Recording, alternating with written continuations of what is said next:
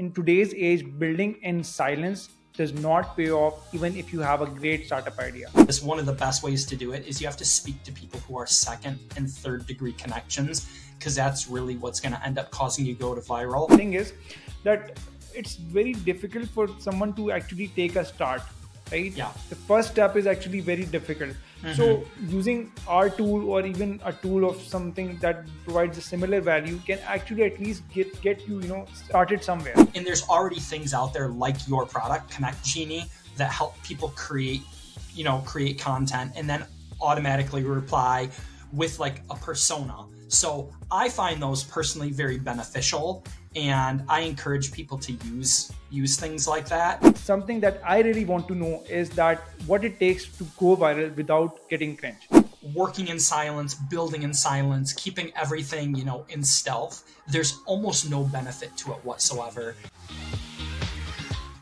Ladies and gentlemen, welcome to another episode of Genie Talks show. My name is Bilal Asif and I'm your host for this episode. Today's conversation in this episode is for founders, but I think it's for first-time founders. Because if you're someone who thinks that I'm building something, but no one really knows about it, or if you are someone who thinks that I want to launch my startup only when my complete product is ready, or this is a cringy one, but if you're someone who thinks that talking about your startup can make someone steal the idea, then I want to change your perception. I want you to understand that in today's age, building in silence does not pay off even if you have a great startup idea. And if you're able to change this way of thinking, then it becomes really easy to get those early users, and it becomes really easy to make the actual launch a hit, and it becomes really easy when you want to get investors because you have been building in public. Then you are under the radar of important investors and venture capitalists. And this is just my opinion, and we'll talk about it in detail in the conversation ahead, that if you have built an audience, then most probably you might not even require to build an MVP to validate your idea. And there is no other way that I can help you learn this whole thing other than by walking you through the journey of someone who experienced a failure only because they did not want to build in public. Ladies and gentlemen, our guest today is Aron Hayes, who is a SaaS founder, a startup advisor, and a former director of customer success. To be honest, this was not the topic I wanted to discuss with Aron originally when we were in a meeting to collaborate for this podcast. But when he shared his story with me, I was so impressed that I thought I should just let go of my idea and choose his. So Aron actually built a great product, so great that the investor were after him as his co-founder, and his co-founder was Anas Riyad, who was also a guest on our podcast. So these both good-looking fellas, they built on something really great, but the silence cost them. And now Aron is actually trying to build in a totally different way. He's trying to share everything from failure to success. And in today's episode, we are about to unpack that why exactly it's not suitable for founders to remain invisible, how to grow their personal brand without, even if you hate marketing. And most importantly, something that I really want to know is that what it takes to go viral without getting cringe. So Aron, welcome to the Genie Talks show. How are you doing today? Doing fantastic. Thank you for having me here. All right. So let's start from the top. So give us a snippet about your background. I want to specifically know the story about Alertify. What was the inspiration behind it? Yeah, so most of my recent career, say the last 10 years or so, I've been in tech, but they've all been in leadership roles within SaaS companies. And anyone who works in SaaS knows that your calendars get full really quick. So I was in management, and before I started Alterfy with my co-founder Anas, I would look at my calendar, and there was no white space. I remember sometimes having literal 7 to 8 meetings per day. Like 6 of those were like internal syncs and stuff like that. And I was thinking, I'm like, there's got to be another way, and most of the meetings didn't even need to take place in the first place. So that's where Alterfy was born. And what was your mindset in those first few months when you actually, were working on this? So my mindset was very much like what a first-time founder typically does without mentoring or anything of that nature. I did a little bit of research here and there, and this was well over a year ago before like ChatGPT and all of the AI completely took off. So I was thinking, you know what? We'll start building and maybe, mention it here and there. I wasn't on LinkedIn at that time either. I'm on now. I post almost every single day, but then I was just, let's just build. So like you're not talking about your startup too much, I guess. Not really. No, not nearly enough. And I'll say this, you can't, now in hindsight, you can't talk about it too much. And we were so far on the other end, Honest and myself, we weren't like, we had profiles on LinkedIn, but like I was completely off for like a year at that point, basically. So I think that when we wanted to have this collaboration, we had something different. I told you that I had a different idea that we wanted to discuss in the podcast. But when you told me about your story that you regretted that you did not build in public, then I want to know why you kept it quiet in the first place. Yeah, so that is a multifaceted answer and a very deep one as well. I was like the number one fear of people who are thinking and entrepreneurs and people who are going to start is somebody's going to steal my idea. To be honest, that almost never happens for a variety of reasons. People don't have your drive. They may not have your interest in what you're doing, so on and so forth. But I was terrified somebody's going to steal this. This is a really good idea.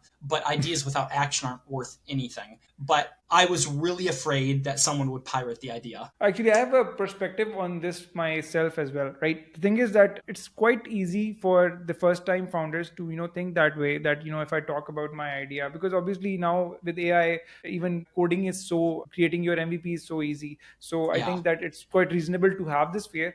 But the Yep. thing is, my perspective is that because I've been grinding, I've grinded a lot to, Yeah. make take ConnectGenie from where it was at when I launched it to take it where it is here. Even if someone can steal your idea, I think that it's not possible to go through that process. Not everyone has the gut, or not everyone has Right. the grit in them to to actually go through that entire grind.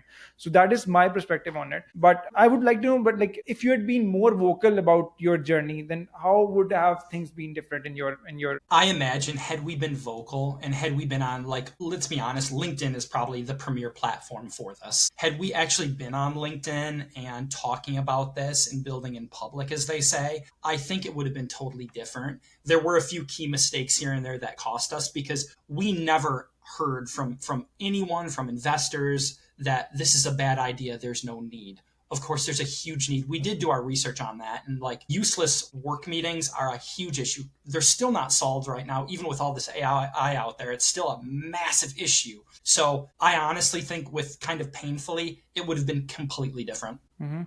So, like, let's talk about like this is just from the perspective of a startup, right? If you try to be more vocal about it, I want to know that it how does it impact your startup journey? But also, I think that it's not something that should be specifically related to startup journey, but every professional, even if they are doing a job, I think they should still talk about what their achievements are, Yeah. what their daily challenges are. So, how do you think that being more vocal impacts the profession or the startup journey? I think honestly, you only have benefits to gain from it. And whatever your platform, whether that's Medium, Substack, perhaps Twitter, obviously LinkedIn is the one I'm on. And again, LinkedIn being the main career site, I think it kind of humanizes the journey because you're relatable. And there's so many other people out there going through those exact struggles, but sometimes we're not aware of that. And hey, met with this client today or did this, whether you have a startup or whether you're working a 9 to 5 job,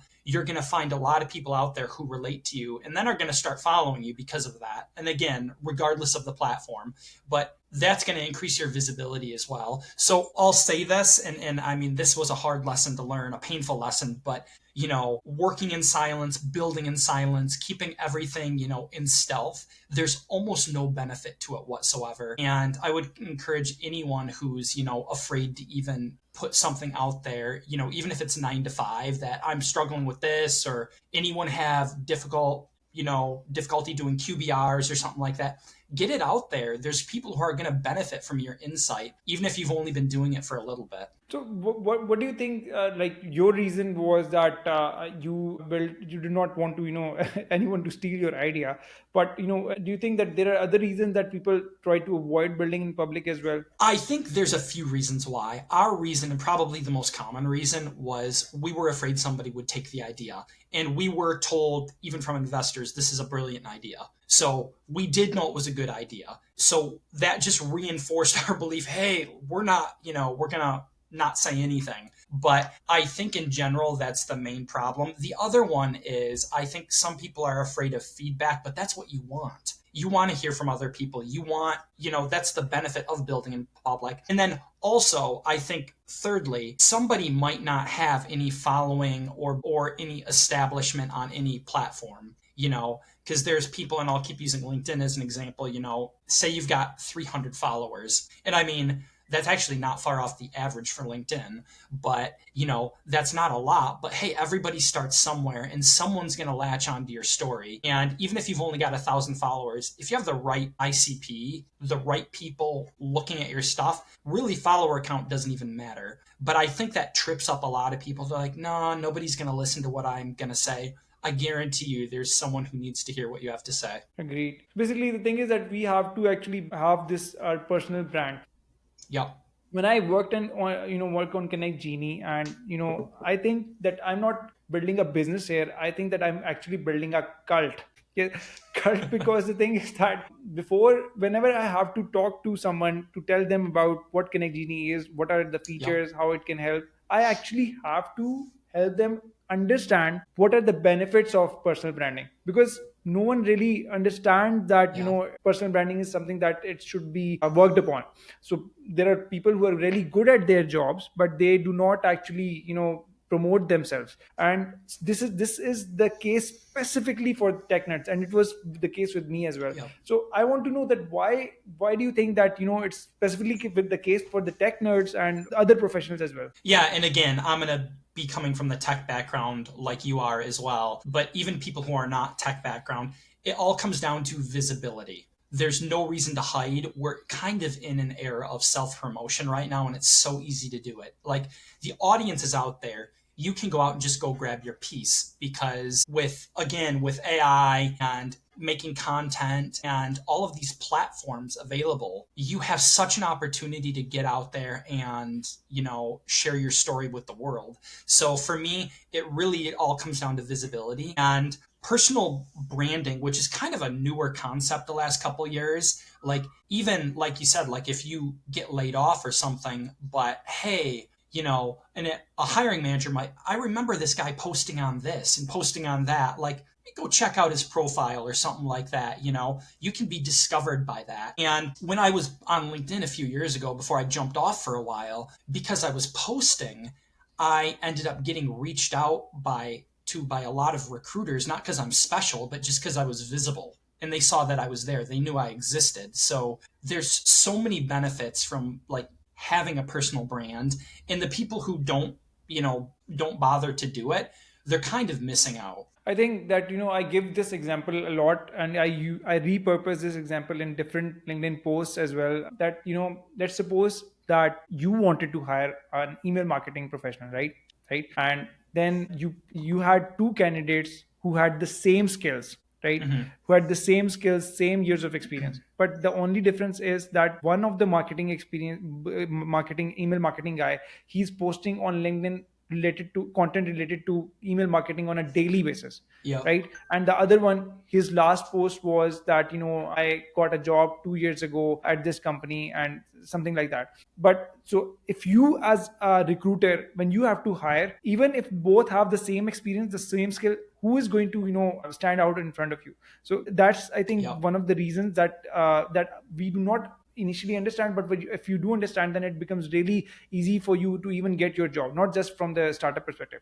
So I want to know that you also told me that you were reached out by investors for your startup, right? Yep. So was that luck, or did you work towards it? So, well, we did have some visibility, but there was no building in public. There were on several sites, Hacker News, what have you, Product Hunt, which is probably the best known one, and I think we might have connected through Product Hunt before as Yeah. well. And we did place our stuff on there. We did get some early interest as well, but one of them was an accelerator that reached out to us, and the funding was, I want to say it was 110 120,000. And again, there was this fear because this particular accelerator, they helped you build the MVP. We already had an MVP, and we're like, well, we hope they don't copy it and stuff like that. So we opted out of it. And they wanted us to come on board and, well, yeah, we don't want your 100,000 investment, which was a terrible decision, but it was a good learning experience. And then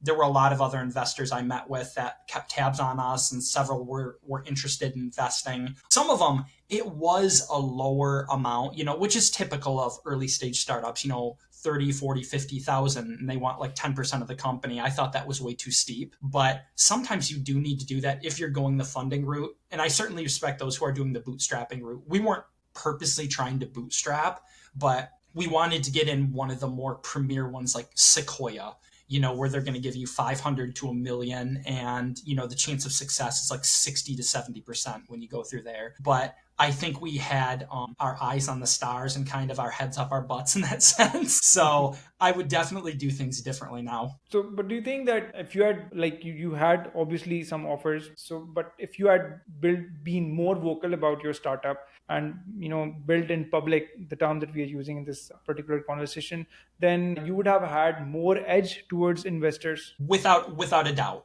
There would have been two huge benefits of doing this. Is one of them, there would be more users without a doubt, because you're getting all of this visibility. Darely, there would have been a much more success with investors as well, because they're going to be seeing it, and then they're able to see, actually, like, say I'm posting about it on LinkedIn, they're going to see the responses, they're going to see traction, they're going to see all of the interest live.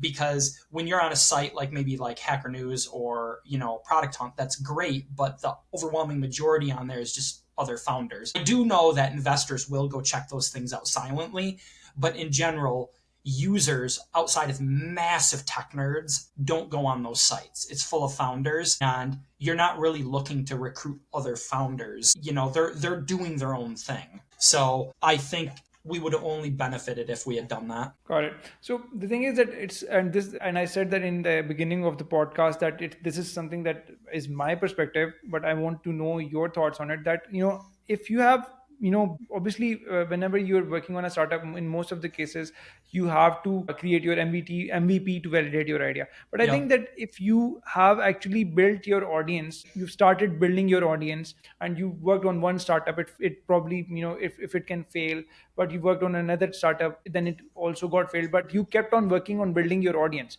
then you Right. eventually maybe can reach to a point where you might not even have to create an MVP to validate your idea, because you can just simply launch a landing page and ask your audience or your followers to sign up to it, to see if the idea is actually making sense, and only then you jump into creating the MVP or launching the startup and putting the actual effort. So that's my gut feeling, and it's a very strong gut feeling. What do you think about it? Do you think that this can actually work if we keep working on our building our audience? 100%. What you just outlined is the number one way to start that multiple founders who've had success have done. People who have had 2, 3, 4, 5 exits. That's what they say. Sell it first, throw up a landing page. I mean, literally, there's so many cheap landing, like a card landing page. Throw up the landing page, collect emails, collect interest, and then you've got that, and then build. And when I do this again, that is the way I'm going to do it 100%. And that's how repeat founders do it.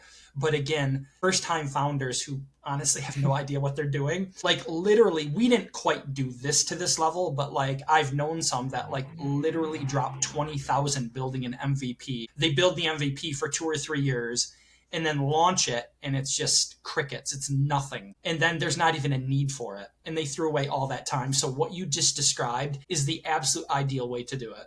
But the thing is that when you are trying to work on your personal brand, right? Unless you are an ex Google or ex Tesla or ex Yeah. Amazon, and now you have decided that you are going to become a founder of your startup, then the thing is that if you do not belong to these categories that I've mentioned, Right. then it becomes really difficult to promote your startup, to make Yeah. people believe that this is something that actually is useful, that you should use. So, and a lot of us, even in my case, I do not have the budget to invest in performance marketing. So Right. what is the route that you would recommend for such founders to take? Yeah, and I understand that. And that's a common thing that beginning startup founders raise as well. In my point, like I had already have had a career in tech. And I mean, like, I wouldn't say these are quite the same level as Tesla or Apple, but I mean, Optimizely, ZoomInfo, some of the places I've worked before, they were good. So I did benefit a little bit from that, having that on my resume. However, most people don't have that. And sometimes people have never worked in tech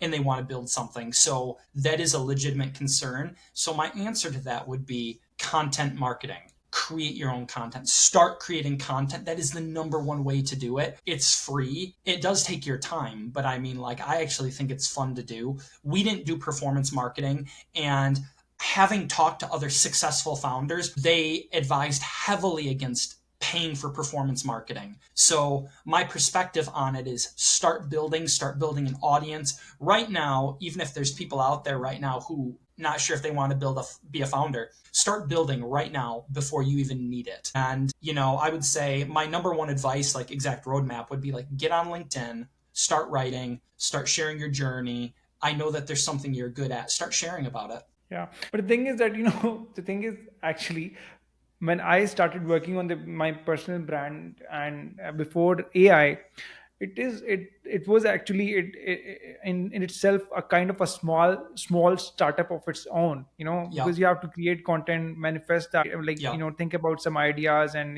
then manifest that creative and all that. But I would like to ask you that now, as I've built ConnectGenie, right?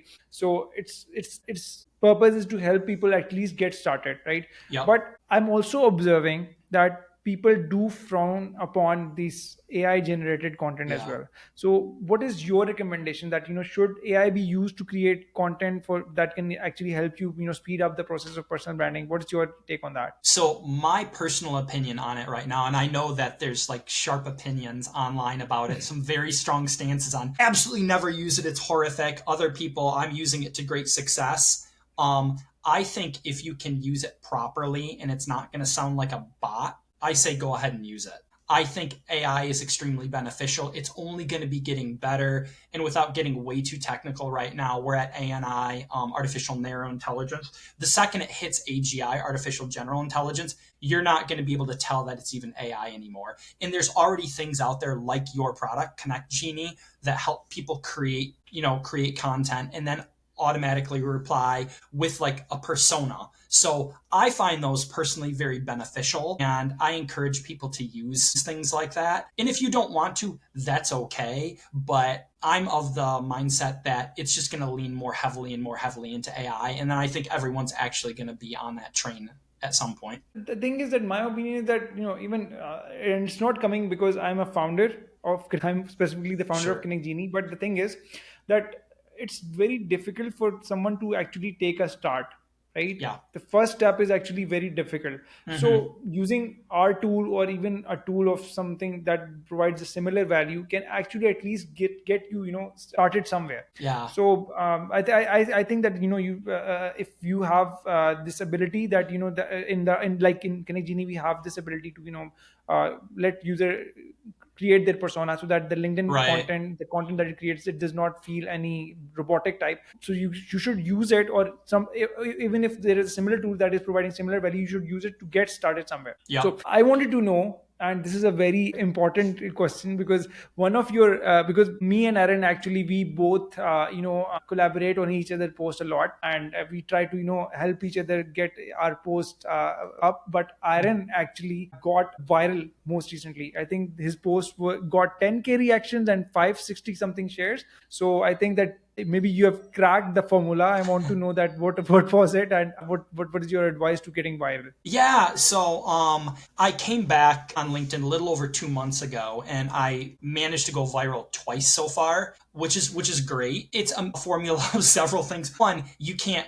guarantee it, but you can give yourself a really good chance. And I will say this: one of the best ways to do it is you have to speak to people who are second and third degree connections, because that's really what's going to end up causing you to go to viral. And then also, and Justin Welsh has mentioned this before, you don't have to do this exactly, but it's that problem, agitate, solution. What I did is I just shared a story of something that like I had always wondered about when I worked at a company, and it was always, which almost everyone can relate to in the post you're talking about, like these companies, especially here in the United States, saying, we're a family, we're a family. And it's like, we're not a family. I work for you. You just fired half of your family. So a lot of people related to that. And I shared a personal story, and then I shared some solutions to it. And it was highly, highly relatable because so many people had gone through that before. So I think those are some of the keys. If you make it relatable and you have a personal story in there, so much of it is storytelling. It's really going to resonate. I think that is something that I also want to, give my perspective is that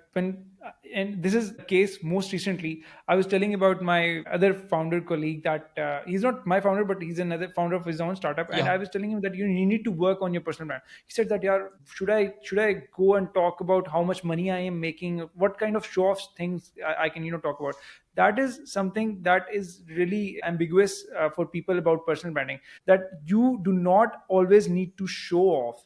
You actually Right. can talk about your journey. And I think that I would like to ask you this, that founders actually think that if they're thinking that they only have to talk about their achievements, in my opinion, that's not the way to go. You have to actually show the messy side of things, and that can actually make things more authentic. That's my opinion. What do you think about that? I couldn't agree with you more.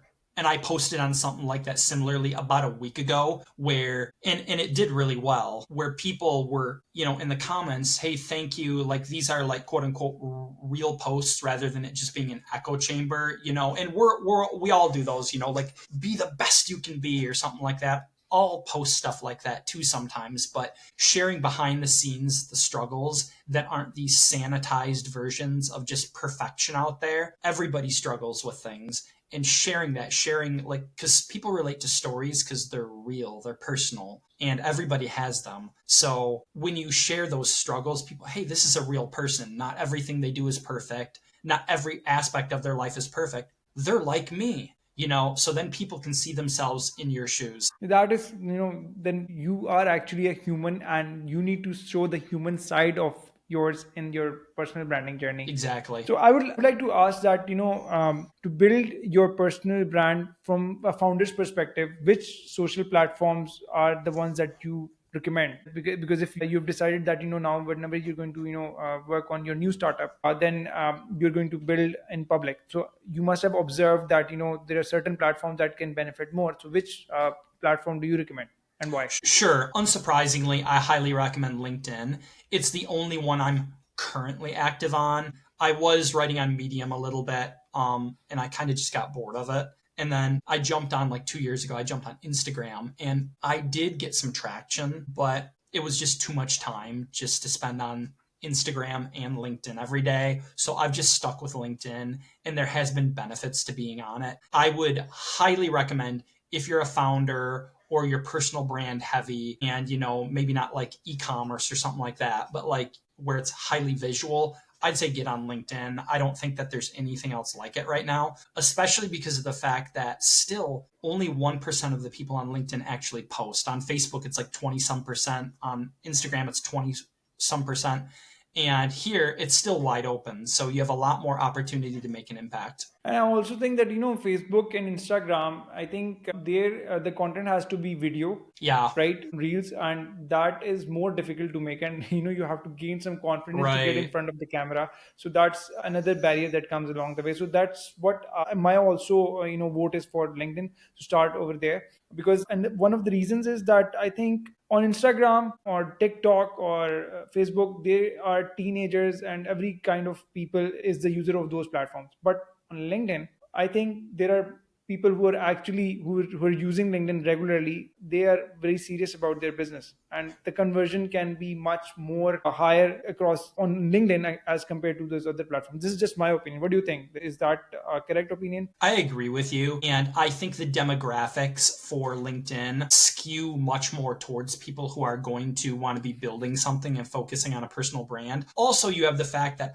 a lot of people don't want to be on video. And that Mhm. does, I mean, obviously, with all of these new SaaS tools coming out, some of them are really quick to be able to make videos, but still, a lot of people don't want to be on video. A lot of people don't want their voice out there. And I totally understand that. Like, there are introverted people who don't want that out there, and I get it. So I think LinkedIn is a much easier way to get started. And my vote heavily would go to LinkedIn for all of the reasons I just mentioned. Understood. When you actually, even this has happened with me as well, and unless you look like Kate Upton, right? Your content, the initial content on LinkedIn, on or most probably on other platforms as well, it does not take off immediately, right? Yep. And you get depressed because you spend a lot of time, creating that content, and when it does not have that kind of traction, the likes or the engagement, then you just don't, it becomes really difficult for you to remain consistent because you just give up. Yep. So my I would like to ask you that, for anyone who wants to begin, and he will face this problem Yep. again, unless he or she looks like Kate Upton, then how can they remain consistent? I think first off, I'm a believer that anything worth doing is going to take a little bit of time, and that's okay. It doesn't have to take years because I mean, if you're doing something like making content on LinkedIn for years and you haven't seen anything, well, then there's a problem. But I think also you want to have fun with it too, because if you're doing something you really dislike, I mean, like you need to pivot and do something else. But I do think that get out there, engage with people, get active and just make it part of your daily routine for 90 days and then gauge it from there. So you will see results. And I mean, that's what I did on LinkedIn. At first I was like, heck, I'm just going to start posting. After a while, I was so hesitant and I was like, you know what? What if people don't like it or think it's dumb? And I thought, that's all in my head, and it was all in my head. The worst thing is someone just doesn't see your post. So get out there. And I mean, like the day to take action is today. But how would you recommend that this to in what way can we make this process more enjoyable? What is your recommendation for that? I think talking about something that you love and that you're passionate about is extremely important because if you're talking about something that you're not very interested in, you're going to fizzle out and it's not going to go very far. But say, I'll just use the startup example. You're thinking of building a startup, start talking about that topic. Because if you're building a startup on it, you're probably going to have passion. People are going to see that passion. You're going to connect with other people in the community who share the same interests. And eventually they're going to start commenting on your posts. They're going to start engaging with you, set up coffee chats, so on and so forth. And this doesn't have to be just on LinkedIn, but I think that was the best example. But do what you love. Then for me, it feels effortless then. It's just something I would be doing anyway. Because you find your enjoyment in this. Yeah. I think that this is something, even if it's hard, people just need to understand, look at the reward of it, right? With ultimate reward is that, you get to, but if you have built a personal brand on LinkedIn, then getting high paying salaries become easier. Getting those early users, as I said Right. initially, that becomes easier. Getting under the, getting under the radar of important investors and all that all of these become quite easier if you have worked on your personal brand, but initial stages are going to be tough. Yep. You're not going to get that traction. So Yeah. that's that. So what's up next with you? What's up with Aaron Hayes? What are you planning to, doing moving forward? Yeah, that's a good question. Right now, I decided to get more active on LinkedIn again after taking like a year and a half off. I got back on like 2 months ago, like I said, and I'm just starting to connect with people and trying new things on there and kind of just building a following right now, experimenting.